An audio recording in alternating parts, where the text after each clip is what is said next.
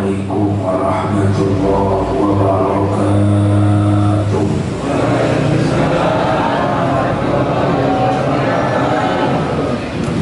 Alhamdulillah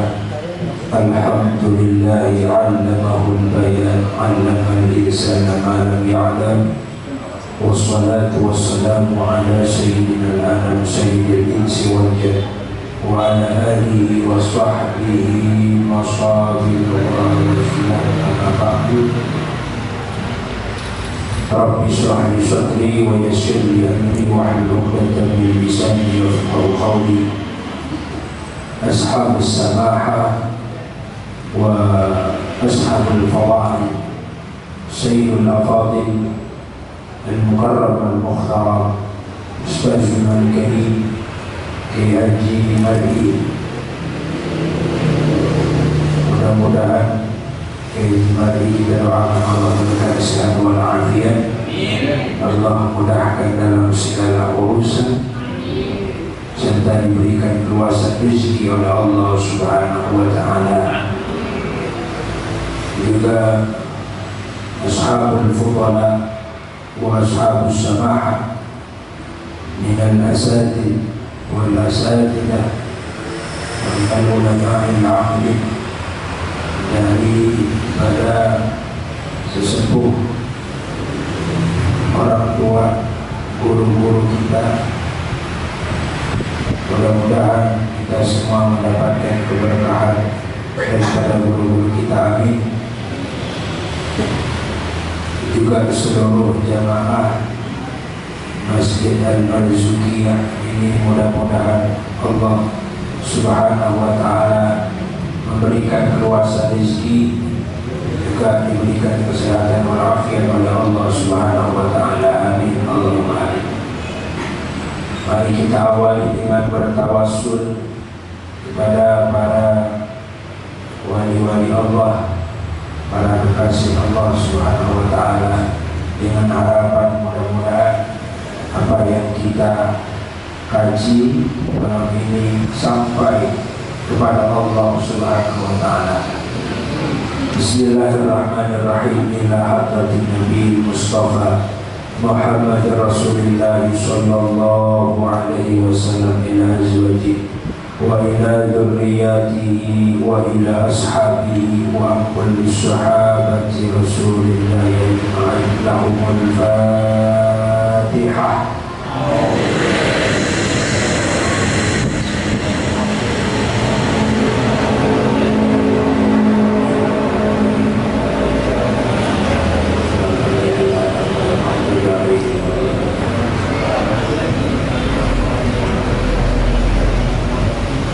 Bismillahirrahmanirrahim. Kita melanjutkan kajian di minggu lalu. InsyaAllah malam ini kita akan masuk bab kedua dari pada kitab Tanqihul Qaulul Hasis yang menjelaskan tentang fadilah la ilaha illallah. Bismillahirrahmanirrahim. Qala al-musannifu rahimahullahu ta'ala, nafa'ana bi ulumihi bi karamatihi wa bi asrarihi wa bi anwarihi wa bi darin amin ila aqal. Qala al-babu as-sani, bab yang menerangkan, bab yang kedua, fi fadilati, yang menerangkan fadilati, keutamaan membaca la ilaha illallah, membaca kalimat la ilaha illallah. Qala an-nabiy sallallahu alaihi wasallam, bersabda Nabi sallallahu alaihi wasallam, man qala, barang siapa, kulla yaumin, setiap hari, mengucapkan la ilaha illallah, kalimat la ilaha illallah Muhammadur Rasulullah mi'ata marrah, mi'ah 100, alfun 1000, mi'ata marrah 100 kali. Setiap hari kita mengucapkan la ilaha illallah minimal 100 kali. Maka apa pahalanya? Ja'a yaumal qiyamati, orang tersebut akan dibangkitkan di hari kiamat. Wa wajhuhu kal badri, dengan wajah yang berseri-seri seperti bulan purnama. Minimal sehari 100 kali. Ada yang memulainya dengan afdal zikri fa'lam annahu la ilaha illallah. Ada lagi versi yang kedua. Biasanya versi yang kedua ini selalu pada orang-orang yang memiliki thariqat Naqsabandiyah. Ya Latifu ya Kafi ya Hafizu ya Syafi ya Latifu ya Wafi ya Karimu Antallah la ilaha illallah la ilaha illallah la ilaha illallah la ilaha illallah. Nah, ini versi yang kedua ya. Dua-duanya afdal, dua-duanya bagus. Tetapi alangkah baiknya sebelum kita mengetahui fadilah daripada kalimat tauhid la ilaha illallah, maka terlebih dahulu kita harus mengetahui makna apa yang dimaksud atau arti daripada kalimat la ilaha illallah.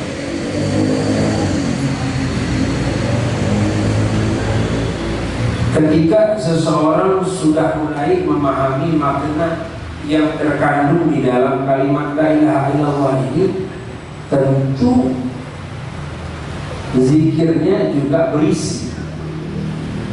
Artinya ketika kita berzikir, sementara makna zikir yang kita ucapkan tidak tahu artinya, tidak tahu maknanya, maka kurang berisi, kurang ada tekanan batin antara yang diucapkan dengan hati kita.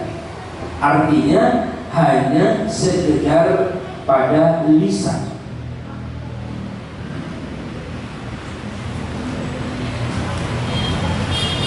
Yang pertama, kalimat la ilaha illallah ini tentu hukumnya adalah wajib ain, fardu ain bagi setiap orang untuk mengetahui maknanya.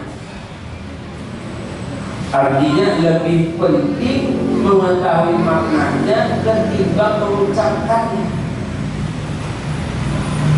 Kalau mengucapkannya saja, hukumnya hanya mendapatkan fadilah, tetapi mengetahui makna kalimat tauhid itu hukumnya wajib.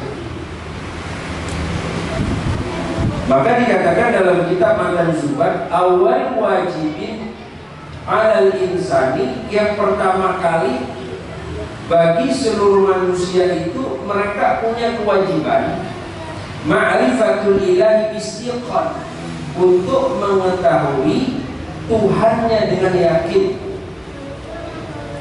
Wa nutqu bisyahadataini i'tabara li sihhatil iman mimman qala. Maka di sana dijelaskan dengan dalil fa'alam annahu la ilaha illallah. Dalam ilmu nahwu itu ada disebut fi'il amar, ada fi'il madhi, ada fi'il mudhari, ada fi'il amar. Kalau fi'il amar itu artinya Allah menegaskan untuk segera engkau lakukan wajibmu dan wajib atas kamu untuk melakukan hal ini. Sementara makna fa'la itu Allah sedang memberitahu kepada hambanya, ketahuilah oleh kalian, wajib kalian ketahui tentang apa? Tentang la ilaha. Ini langsung dari Allah. Allah tidak berfirman faqra, tidak. Tapi Allah mengatakan fa'la. Kalau faqra, bacalah oleh kalian, artinya hanya sekedar disuruh membaca. Tetapi Allah berfirman fa'la, ketahuilah. Kalau i'lam sudah masuk kepada ranah yaitu memaknai lebih dalam arti la ilaha illallah. Sampai banyak yang gila. Kenapa banyak yang gila? Mereka ini membuktikan sifat 20 untuk apa? Supaya ketika mereka mengucapkan kalimat la ilaha illallah lebih berisi katanya. Sementara dalam menurut Hasyim Asy'ari, Kiai Hasyim Asy'ari, ya, Ahlus Sunnah wal Jamaah itu untuk mengetahui ilmu tauhid ada disebut aqidatul khamsin, akidah yang 50. Apa akidah 50? 20 wajib bagi Allah, 20 mustahil bagi Allah, 40. 10 lagi apa? 4 wajib bagi Rasul, 4 mustahil bagi Rasul, 2 jaiz. 1 jaiz bagi Allah, 1 jaiz bagi Rasul. Semuanya ada 50. Dan aqidatul khamsin ini digabung menjadi satu di dalam kalimat la ilaha illallah.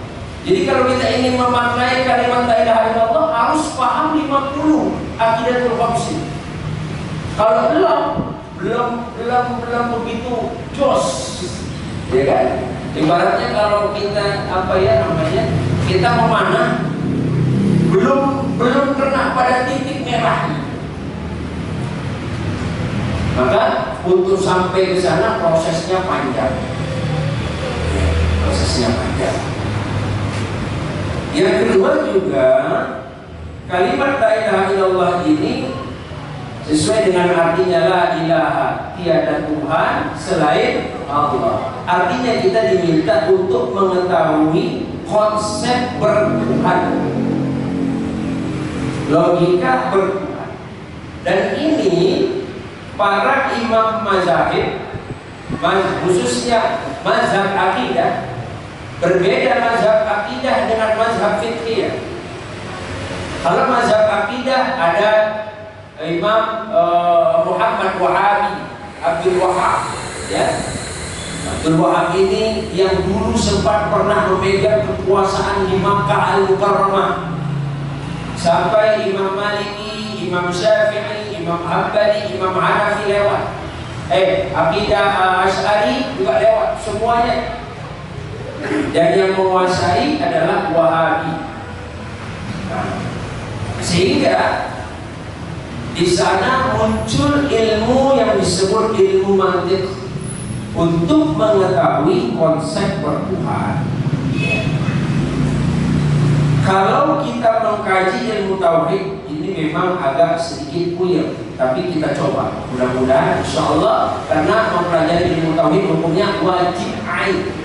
Insyaallah setelah kita mempelajari malam ini ilmu tauhid gugur kewajiban kita. Di dalam ilmu mantik atau di dalam ilmu logika, sebenarnya ilmu mantik itu tidak mengenal kalimat Allah. Tidak ada dalam ilmu mantik itu kalimat Allah, nggak pernah menyebut nama Allah. Justru yang disebut oleh para mazhabul aqidah yaitu alam ini rubah atau alam ini makhluk. Jadi nggak ada istilahnya Allah, tapi alam ini rubah atau alam ini makhluk. Kalau alam ini makhluk, tentu butuh khalik, pencipta. Alam ini adalah sebab akibat. Alam ini adalah sebab akibat. Kalau akibat berarti butuh sebab. Betul? Yang sebab ini disebutlah musabbibul asbab. Ini sudah mulai masuk kepada ilmu tauhid. Dan sebab ini harus lebih dulu dari yang disebabkan. Sebab harus lebih dulu daripada yang disebabkan. Kenapa? Karena sebab itu bersifat qadim. Dan kalau wujud ini butuh sebab, maka wujud penyebab disebut wujud superior, ya? Atau wujud super disebut wajibul wujud. Sehingga wujud yang ada butuh sebab. Contoh, misalnya alam ini kan ada, terbukti ada ya, angin ada, air ada, semuanya ada. Dan yang ada itu tentu ada yang super ada, tentu ada yang mengadakan. Yang mengadakan itu disebut wajibul wujud dalam ilmu tauhid. Dan di dalam ilmu mantik itu tidak ada istilah Allah. Dalam ilmu mantik ya, dalam ilmu mantik tidak ada istilah Allah. Kalau ada yang bertanya tentang konsep bertuhan, maka jangan dijawab langsung Allah. Dia akan menolak. Khususnya orang-orang ateis, orang-orang yang tidak percaya dengan adanya Allah. Tetapi untuk menjelaskan kepada mereka bahwa adanya alam ini tentu ada yang mengadakan, disebutlah wajibul wujud. Nah, agak sedikit goyang nih ya, insyaallah. Jadi ya, namanya wujud superior ya, wajibul wujud. Dan konsep bertuhan ini sebagaimana Rasulullah Shallallahu Alaihi Wasallam bersabda dalam hadis, ada dua tipe. Ada orang yang pertama nggak mau ribet belajar tauhid, akhirnya dia punya konsep bertuhan sendiri. Kata mereka yang nggak mau ribet belajar ilmu tauhid, mending saya ikut-ikutan aja. Ada yang gitu. Jadi dia punya konsep bertuhan, caranya ikut-ikutan. Orang sholat 2 rakaat dia ikut 2. Orang yang mengucap la ilaha illallah dia mengucap la ilaha. Kalau ditanya dia nggak tahu, maknanya nggak tahu, dan sekedar ikut-ikutan. Maka kata Rasulullah, orang yang seperti ini, orang yang ikut-ikutan, tauhidnya ikut-ikutan, akidahnya hanya sekedar ikut-ikutan, maka kullu fi hadzal rajul, satu saat itu orang meninggal dunia, masuk ke alam kubur, saatnya malaikat mukarrabin datang, itu ditanya, hei, orang yang selama ini ibadahnya ikut-ikutan, tauhidnya ikut-ikutan, akidahnya ikut-ikutan, nggak pernah lagi tentang tauhid. Ditanya, apa pendapat engkau tentang ini seorang laki-laki? Orang yang ikut-ikutan nggak ngerti. Kenapa? Karena pertanyaan dari malaikat munkar nakir ini menjebak. Pertanyaannya kan biasanya yang kita tahu dari kelas 1 SD, man rabbika, man nabiyuka. Ternyata nggak seperti itu. Semakin kita ngaji terus, ternyata malaikat munkar nakir bisa saja merubah pertanyaannya, tidak akan nabiyuka, tapi mata hulu fi hadzal rajul. Untuk apa? Untuk menjebak orang-orang yang akidahnya ikut-ikutan. Akhirnya ini orang dia jawab apa? Fa ammal munafiqi awil murtadi. Mereka jawab, wahai malaikat mungkar nakir, sungguh laki-laki itu adalah nabi yang selama ini saya tahu, hanya saya ikut-ikutan menyebutnya. Artinya apa? La ilaha illallah Muhammadur Rasulullah. Dia nggak tahu, dia hanya sekedar mengucapkan, tapi ketika ditanya Muhammadur Rasulullah itu siapa, sifat wajibnya apa, dia hanya menjawab, wahai malaikat mungkar nakir, aku hanya sekedar ikut-ikutan saja. Kan? Maka orang ini langsung disiksa oleh malaikat mungkar nakir. Tetapi ada orang ya Allah, walaupun susah, walaupun ribet belajar tauhid, puyeng belajar tauhid, yang penting gugur kewajibanku untuk mempelajari ilmu tauhid. Maka orang ini disebut oleh Rasulullah dalam hadisnya, fa ammal mu'min awil muqim. Dia dikasih julukan orang mukmin atau orang yang yakin terhadap akidahnya. Maka ia menjawab, fayaqulu huwa Muhammadun ja'ana bil bayyinat wal huda fa amanna bihi wa saddaqna. Kenapa dia bisa menjawab seperti ini?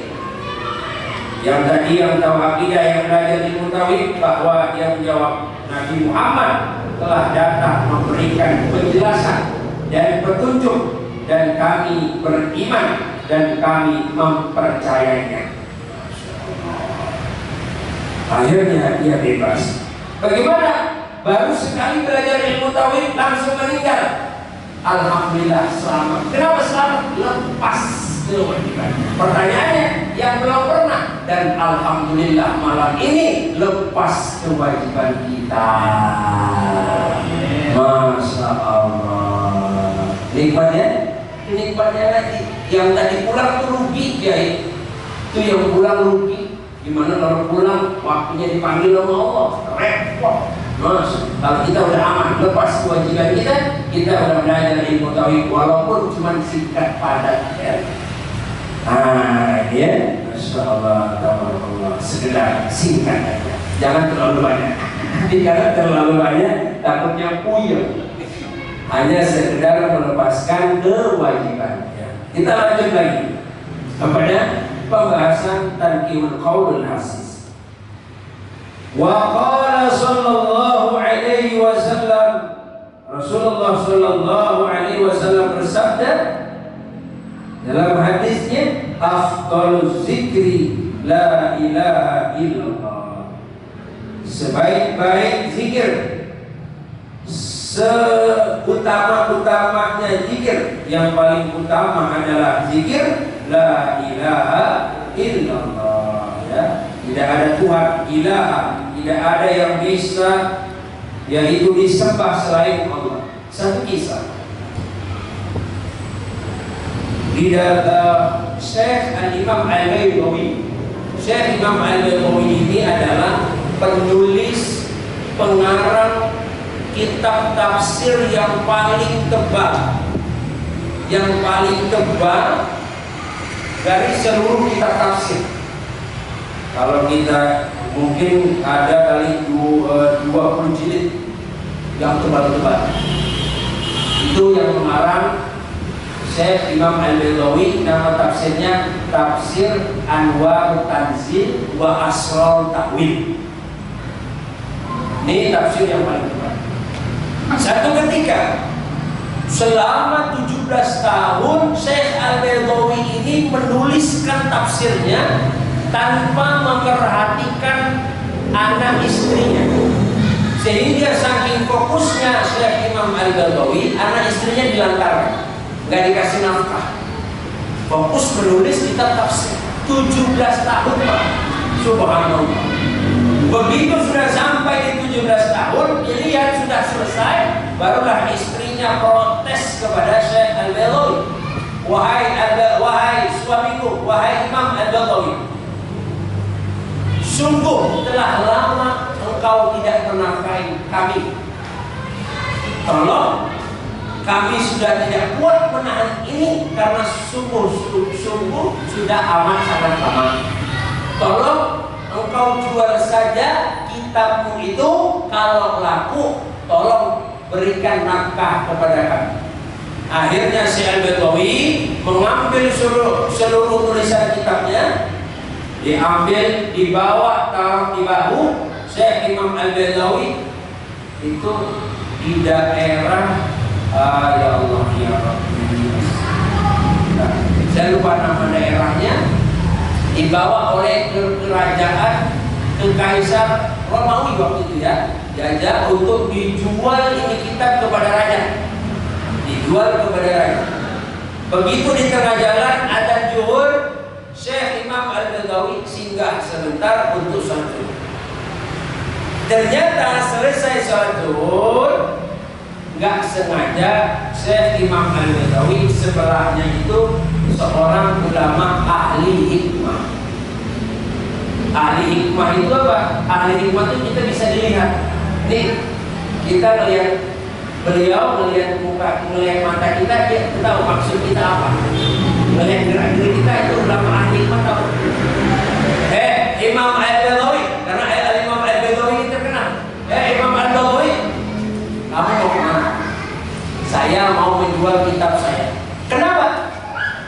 Saya sudah tidak menampai anak istri selama 17 tahun. Singkat kisah, singkat sejarah. Kemudian akhirnya ulama ahli hikmah langsung to the point kepada Imam Al-Badawi. Wahai Imam Al-Badawi, sekarang saya tanya, tolong kau baca tafsir yang kau tulis tentang tafsir iyyaka na'budu wa iyyaka nasta'in dalam surah Al-Fatihah. Kau baca. Dibacalah oleh Imam Al-Badawi, ditafsirkan dalam kitabnya la na'budu illa iyyaka wa la nasta'inu illa iyyahu. Diartiin sama Imam Al-Badawi, la na'budu, sungguh tidak kami menyembah, illa iyyaka, kepada engkau Allah, wa la nasta'inu, sungguh kami tidak meminta pertolongan, illa iyyahu, hanya kepadanya Allah. Sekarang ente meminta pertolongan siapa di ceritanya? Masya Allah, langsung berpoin.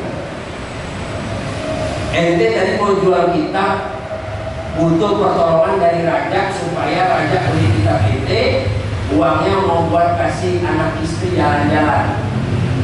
Minta tolongnya ke siapa? Ke raja. Subhanallah.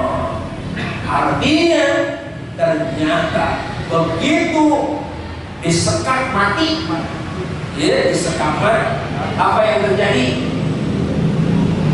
Mau terserah ente mau lanjut pergi jual apa mau lanjut. Kalau ente lanjut pergi jual, ini kitab bakalan tidak akan berkah. Artinya apa? Kitab yang berkah itu sampai hari ini dikaji sama orang. Kalau nggak berkah, maka nggak ada yang ngaji satu orang pun. Jadi stop sampai di situ. Yang lulus capek-capek nggak dikaji sama orang. Akhirnya dia bingung. Waduh, repot nih loh. Repot nih saya. Akhirnya itu dia memilih, saya akan milih pulang. Tapi dikasih amalan sama ulama ahli hikmah. Kalau ente nggak percaya sama tulisan ente, silahkan amalin yang anda kasih amalan sama ulama ahli hikmah. Semenjak selama dia pulang, tolong amalin kalimat la ilaha illallah, la na'budu illa iyyaka wa la nasta'inu illa iyyaka. Ini amalan wajib. Silakan Pak diamalkan. Begitu jalan pulang, la ilaha illallah, la na'budu illa iyyaka wa la nasta'inu illa iyyaka, sampai pulang ke rumah. Yang tadinya itu Imam Al-Badawi udah bilang, ini kalau gua pulang, kalau saya pulang paling nggak panci itu udah sampai ke muka. Kalau nggak panci, wajah, tengkok, bereng kaca masih mending. Wah, rugi dari pagi, bukan jual kitab, bukannya buat duit, malah balik. Masya Allah. Kalau bini kita kan begitu Pak. Terus pulang pagi, pergi pagi, buat apa-apa, makan lo di warteg. Ya Allah. Dia udah pikiran saya Imam At-Tabari. Ada yang di sini kok nggak ada, ibunya baik-baik, insya Allah sudah terus. Begitu sampai di rumah, girang banget itu anak istrinya. Subhanallah, sampai kanan kiri 10 tetangga kanan kiri memberikan rezeki yang tidak disangka-sangka, sampai itu istrinya menerima kewarahan. Subhanallah, ada yang masih beras, ada yang masih duit. Itu enggak kaget, itu istrinya kaget. Loh, ini kenapa ujung-ujung kok dikasih? Dikasih. Ternyata itulah utamanya kalimat la ilaha illallah. Subhanallah, girang banget. Masya Allah, pulang-pulang ke rumah, istri girang banget, padahal gak dikasih duit, Bu. Subhanallah. Mudah-mudahan ibu-ibu di sini, walaupun gak dikasih duit, insya Allah girang. Ya. Pertanyaannya, Ustaz, suami saya kan bukan Syekh Al-Imam Al-Badawi, suruh nulis dulu kitab tafsir bu suaminya. Ya, ini kisah nyata ya. Nah, inilah inti dari sejarahnya, Pak. Intinya itulah menceritakan utamanya kalimat la ilaha illallah. Nanti dibahas. Ya.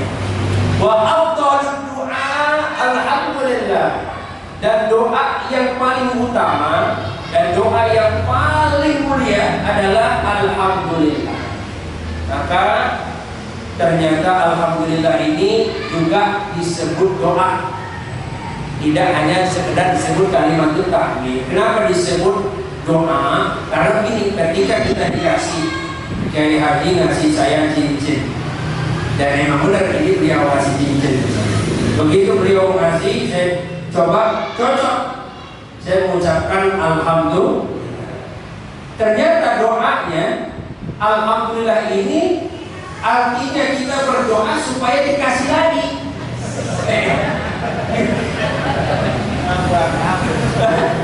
Ini doa ya, ini doa alhamdulillah. Kenapa? Karena emang begitu sifat kalimat tahmid ini. Kata Allah, orang yang sering-sering mengucapkan alhamdulillah bakal ditambah.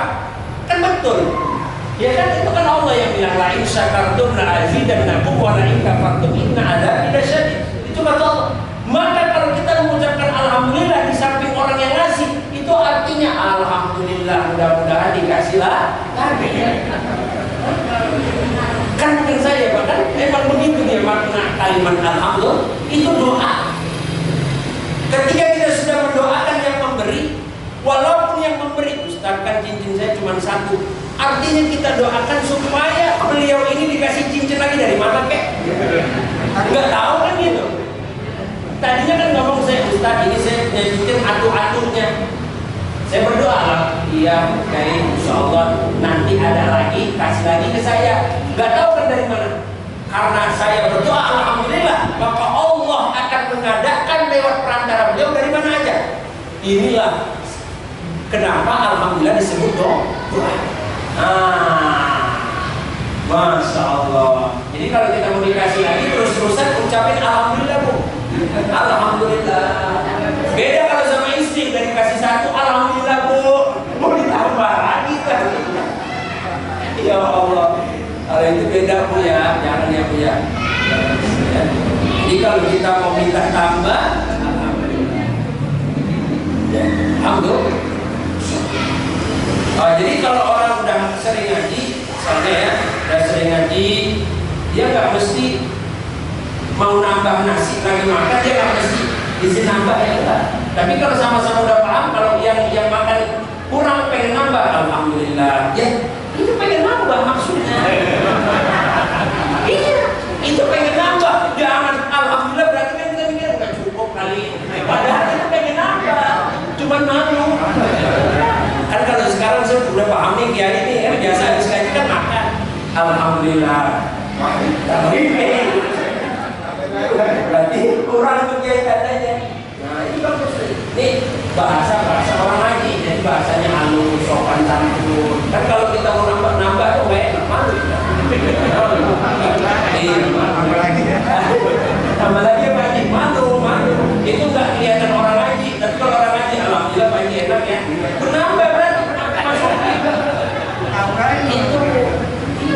Nah itu kalau dikasih gaji, gajian yang dari bapaknya nih, alhamdulillah Pak, itu tandanya ibu kan minta tambahin.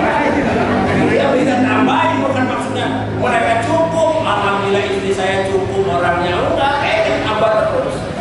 Iya, iya, ini alhamdulillah ya, subhanallah. Inilah. Nah lanjut. Wa qala sallallahu alaihi wasallam, qala Allah Ta'ala, Allah berfirman. Jadi ini hadis namanya disebut hadis qudsi.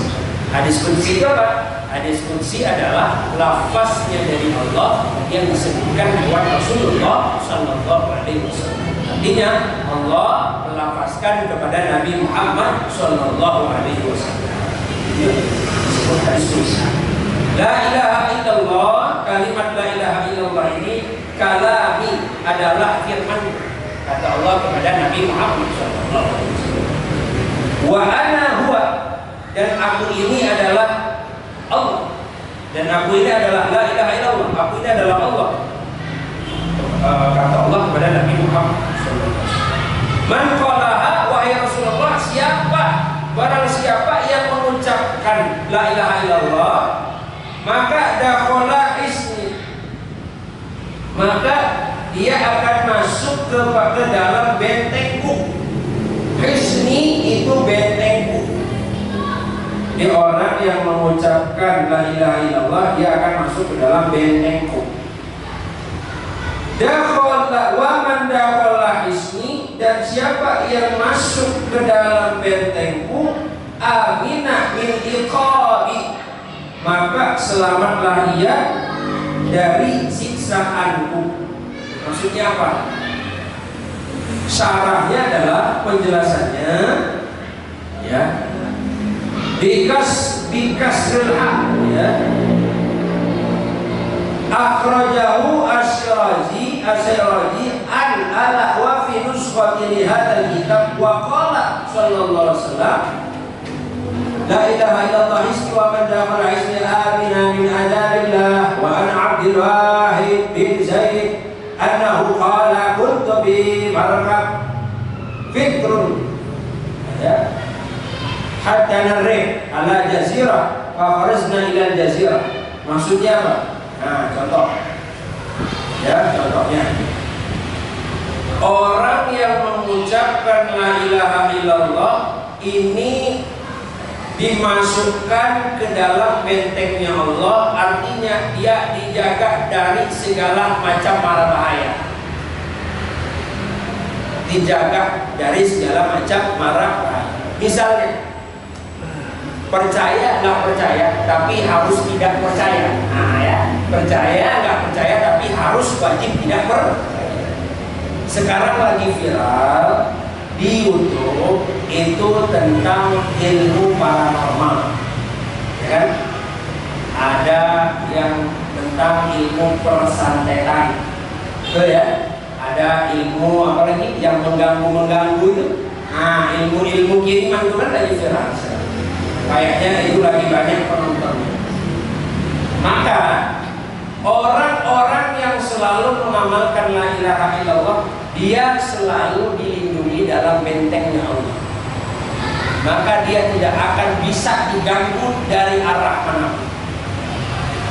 La ilaha illallah. Bahkan orang ini akan selamat daripada siksaan Allah Subhanahu wa ta'ala. Ini maksudnya. Wa qala sallallahu alaihi wasallam, dan bersabda Rasulullah, adu, bayarlah zakat abdanikum, bayarlah zakat badan kamu. Ternyata zakat badan itu ada, Pak. Enggak cuma selama ini kan kita tahunya zakat mal, zakat fitrah, zakat apa lagi? Kalau dalam ilmu fikih kontemporer, zakat profesi ada, zakat profesi bagi yang PNS, bagi yang pengusaha, sesuai dengan profesinya mereka wajib mengeluarkan zakat. Itu dalam ilmu fikih kontemporer, fikih modern. Dan sekarang ternyata ada lagi namanya zakat badan. Zakat badan itu dibayarnya pakai apa? dibayar zakat badan dengan biqauli la ilaha illallah. Zakat badan bayarnya pakai kalimat la ilaha. Semakin rajin dan semakin banyak kita mengucapkan kalimat la ilaha illallah, berarti semakin sering kita bayar zakat badan kita. Ya. Nah, maka kemudian orang-orang yang kemudian sering membayar zakat badan ini, nah ini yang nanti ketika badannya dimintai pertanyaan atau dimintai pertanggungjawaban, maka sesuai dengan zakatnya tadi, Allah akan memberikan dispensasi kemudahan ketika badannya ini untuk menjawab pertanyaan-pertanyaan daripada malaikat kita. Ya paling enggak amalnya biasa-biasa aja, tapi dia selalu mengucapkan kalimat la ilaha dengan catatan tentu la ilaha illallah ini tidak hanya sekedar diucapkan, tetapi harus mengetahui makna yang terselubung di dalam kalimat la ilaha illallah. Habis waktunya dia itu. Nah, ya. Ini ya.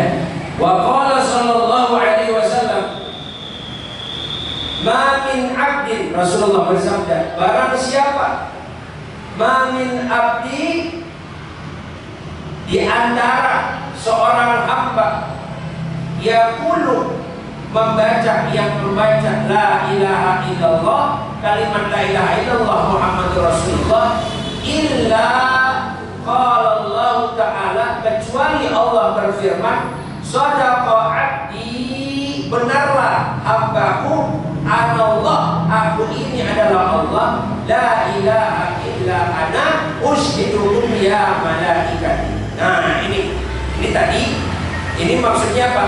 Ketika seseorang sudah hidup dalam kalimat la ilaha illallah, artinya apa? Dia hidup hanya dengan kalimat la ilaha, dia hanya bergantung dengan Allah. Ini orang-orang yang hidup dengan kalimat la ilaha illallah, ini orang-orang yang keyakinannya di atas rata-rata. Walaupun dia sesusah apapun, dia nggak pernah mau minjem duit sama orang, dia nggak pernah mau minta tolong sama orang, selalu minta tolongnya sama ini berat, nggak bisa, ini kita nggak bisa, saya aja nggak bisa, Pak, berat. Masya Allah, udah susah banget ini, debt collector udah datang ini masalahnya. Wah, kalau nggak ditarik nih misalnya ya, wah ini repot, ya kan? Nah, kalau keyakinannya tinggi, ya Allah turunin duit kayak ya Allah. Masya Allah, ini kalau orang-orang, nah tapi orang-orang yang yakin hanya bergantung kepada Allah, maka Allah akan kirimkan malaikat untuk segera melaporkan kepada Allah, dan Allah akan segera memberikan jalan keluar kepadanya.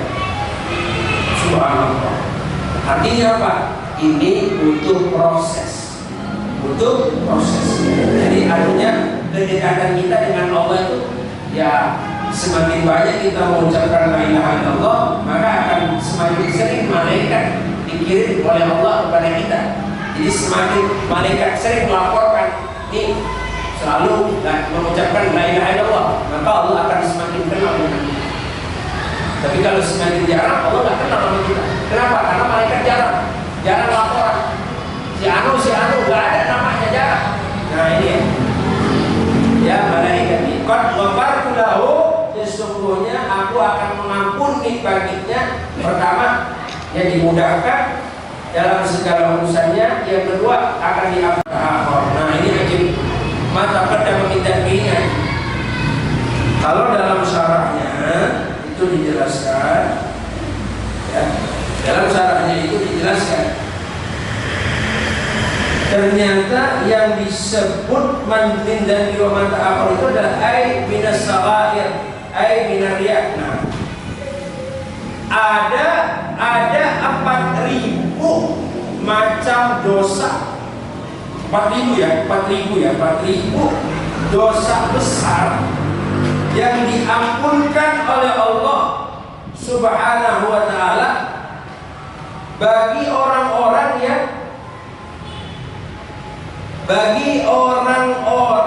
yang khusyuk di dalam mengamalkan kalimat la ilaha illallah. dia ikhlas, dia khusyuk, dia tahu makna la ilaha illallah, kemudian dia mengamalkan la ilaha illallah, maka 4.000 dosa besar akan diampunkan oleh Allah Subhanahu wa taala. Dosa besar itu apa? Dosa zina, melawan orang tua, minum minuman keras. Imam Zahabi bilang lagi main judi termasuk dosa besar. Orang yang tahu makna la ilaha illallah, satu kali saja dia mengucapkan dengan khusyuk dan ikhlas, maka akan diampunkan dosanya oleh Allah 4.000 dosa besar. Subhanallah. Dan orang ini ketika dia meninggal dunia nanti ada nih nah ini ya. Qala Rasulullah SAW, man qala la ilaha illallah, siapa yang mengucap la ilaha illallah khalisan mukhlisan, ikhlas dengan ikhlas, dakhala al-jannah, maka dia akan masuk surga. Wa qala Rasulullah, man kana awal kalami, barang siapa yang awal ketika dia mengawali kalamnya, kehidupannya dengan kalimat la ilaha illallah, wa akhiru kalami, dan di akhir hayatnya mengucapkan la ilaha illallah, wa amila alfa syai'ah in 'asa alfasan la yas'aluhu an-dan bin wahid. Nah ini ya, maka ia akan mengerjakan 1000 kejelekan in asa alfasana, walaupun dia hidup 1000 tahun, la yas'aluhu Allahu an-dan bin wahid, maka Allah tidak akan menanyakan walaupun 1 dosanya. Jadi ini misalnya contoh, Fulan bin Fulan meninggal dunia atau lagi sakaratul maut di rumah sakit. Ada saudaranya datang, disuruh mengucapin la ilaha. Ini kita tahu orang yang mau meninggal Fulan bin Fulan hidupnya 1000 tahun dan 1000 tahun gak pernah mengamalkan amal baik, dosanya banyak, zina terus selama 1000 tahun, dosa besar terus yang dilakukan. Tapi ketika dia meninggal dunia, ketika dia sakaratul maut, dia gampang, dia bisa mengucapkan la ilaha illallah, dia bisa gampang la ilaha illallah, misalnya gampang. Maka orang itu 1 pun pertanyaan dosanya nggak ditanya sama Allah, dibebaskan. Nah, dan itu susah. Yang kita aja yang rajin belum tentu bisa. Nah, orang artinya hadis ini menggambarkan ketika kita meninggal dunia dan kita melihat ada orang yang meninggal, di akhir hayatnya dia sampai sempat dia mengucapkan la ilaha illallah, itu orang yang sangat beruntung. Subhanallah. Artinya dia punya dosa, diampunkan dosanya oleh Allah dan tidak dipertanyakan oleh Allah Subhanahu wa taala. Maka kalau mau seperti ini, caranya adalah sering-sering mengamalkan kalimat la ilaha illallah. Ya gampang sih, kalau kita pengen melihat orang yang sering ngamalin la ilaha illallah, ketika dia meninggal dia bisa nggak ngucapin itu? Kalau dia la ilaha, berarti dia nggak ngamalin la ilaha illallah. Dan nanti itu akan ditanya oleh Allah semuanya kelakuan dia. Tapi kalau dia berhasil, walaupun dia berzina, walaupun dia minum minuman khamar, walaupun dia judi, nggak ditanya sama Allah, bebas. Luar biasa. Pertanyaannya, bisa nggak nih? Kita termasuk orang yang seperti itu nggak? Kan begitu ceritanya ya. Masya Allah. Yang berat itu apa? Kalau sekedar mengucapin la ilaha illallah sih gampang. Yang berat itu kita kudu paham nih maknanya. Nah kalau paham maknanya kan kudu belajar ilmu tauhid. Ya kan? Kita belajar tuh aqidatul khamsin tentang wujud, idabaqo, khalafatul hawadis. Satu ada belajar ibayatul awam. Saya aja sampai sekarang belum dikasih sanadnya sama kiai saya. Kiai Anwar itu saya bilang, Kiai, saya minta sanad kitab Al-Ifaidul Awam dong, nggak dikasih. Belum, tunggu umur ente minimal 40 tahun. 40 tahun baru dikasih sanad ilmu tauhid. Makanya saya nggak berani belajar, nggak berani ngajar ilmu tauhid. Makanya tadi saya sekedar sikit aja, takut kualat sama guru. Udah tahu dibilang nggak boleh ngamalin, malah diamalin, ya kan? Namanya mendahului. Ya, jadi cukup sekian itu saja. Walaupun ini masih ada beberapa. Jadi di dalam kitab ini satu bab itu ada 10 hadis. Tadi kita sudah sampai berapa hadis? Kayaknya 6 atau 7 ya. Insya Allah ada 3 hadis lagi yang belum terbahas. Nanti di pertemuan selanjutnya akan kita bahas. Insya Allah ya, mudah-mudahan bermanfaat misalnya. Ya, karena waktu kita singkat. Yang pasti apa? Kesimpulannya adalah ya silakan setiap subuh minimal 100 kali. Kalau kita udah istiqomah la ilaha illallah 100 kali, itu tadi.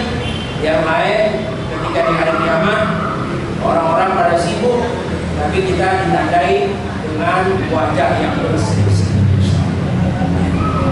Sallallahu ala Muhammad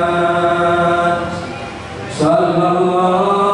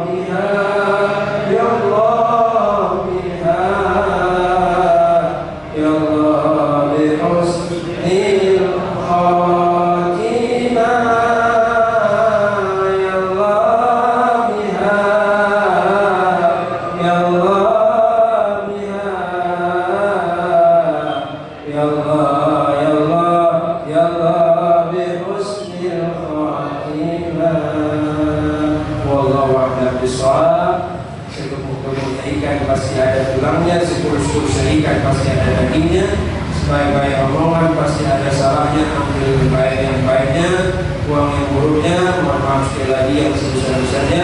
Billahi taufiq wal hidayah wa ridha wal hinayah wal maufiq wal itha'ah. Assalamualaikum warahmatullahi wabarakatuh.